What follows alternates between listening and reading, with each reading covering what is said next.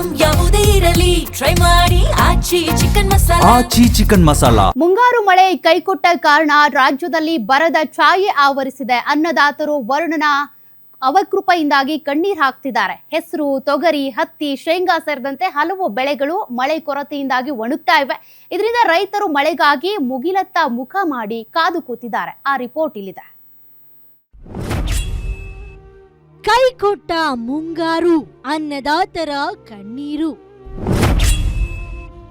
ಮಳೆ ಬಾರದೆ ಒಣಗಿದ ಬೆಳೆ, ರೈತರು ಕಂಗಾಲು.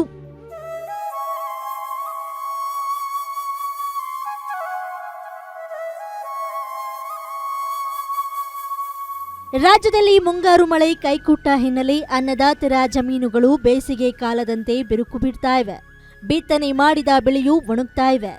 ಯಾದಗಿರಿಯಲ್ಲಿ ಮುಂಗಾರು ಪೂರ್ವ ಮಳೆಯಾದ ಹಿನ್ನೆಲೆ ರೈತರು ಮಳೆ ಬರುವ ನಿರೀಕ್ಷೆಯಿಂದ ಬಿತ್ತನೆ ಮಾಡಿದ್ರು. ಆದರೆ ಮುಂಗಾರು ಮಳೆ ಕೈಕೊಟ್ಟು ರೈತರು ಕಂಗಾಲಾಗಿದ್ದಾರೆ. ಹೆಸರು, ತೊಗರಿ, ಹತ್ತಿ, ಶೇಂಗಾ ಸೇರಿದಂತೆ ಹಲವು ಬೆಳೆಗಳು ಮಳೆ ಕೊರತೆಯಿಂದ ಒಣಗ್ತಾ ಇವೆ. ಹಾಕಿವಿ ಸರ್, ಮಳೆ ಮ್ಯಾಲೆ ಹೋಗ್ಬಿಟ್ಟು ಕರೆಂಟ್ ಬರೋಬರಿ ಇಲ್ಲ. ಏನು ಮಾಡಮ್, ಎಲ್ಲ ಒಣಗಲಿಕತ್ತ ನೋಡಕ್ಕೆ ನಿಮ್ಮ ಕಣ್ಣಿದ್ರಿ. ಎಲ್ಲ ಬಿಸಿಲು ನೀರು ಕೂಡ ಜಾಗ ಇಲ್ಲಂಗೆ ಆಗ್ಯದ. ಕರೆಂಟ್ ಸಪ್ಲೈ ಕೊಟ್ಟರೆ ಏನು ಆಗ್ತಾ ಬಡವ್ರಿ ಸಾಯ್ಬೇಕು ಉಳಿಬೇಕು. ಸಾಲ ಸೂಲ ಮಾಡಿ ಬಿತ್ತನೆ ಮಾಡಿದ ಬೆಳೆ ಒಣಗ್ತಾ ಇರುವ ಪರಿಣಾಮ ಅನ್ನದಾತರು ಕಣ್ಣೀರಿಡುವಂತಾಗಿದೆ.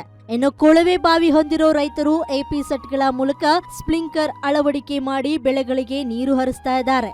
ಆದರೆ ವಿದ್ಯುತ್ ಸರಿಯಾಗಿ ಪೂರೈಕೆಯಾಗದ ಹಿನ್ನೆಲೆ ಸ್ಪ್ರಿಂಕ್ಲರ್ ಮೂಲಕ ನೀರು ಹರಿಸಿಕೊಳ್ಳಲು ಸಮಸ್ಯೆಯಾಗ್ತಾ ಇದೆ. ಆದ್ರಿಂದ ಸರ್ಕಾರ 12 ಗಂಟೆ ವಿದ್ಯುತ್ ಪೂರೈಕೆ ಮಾಡುವಂತೆ ರೈತರು ಆಗ್ರಹ ಮಾಡಿದ್ದಾರೆ.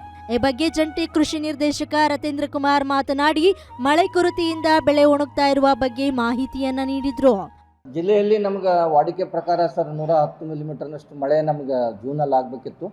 ಇಲ್ಲಿವರೆಗೂ 60 ಮಿಲಿಮೀಟರ್ ಮಳೆ ಆಗಿದೆ ಸರ್. ಒಂದು ಏನು ಪ್ರಾಬ್ಲಮ್ ಆಗಿದೆ ಅಂದರೆ ನಮ್ಮ ಮಳೆ ಕೊರತೆ ಆಗಿದೆ ಸರ್ ನಮಗೆ.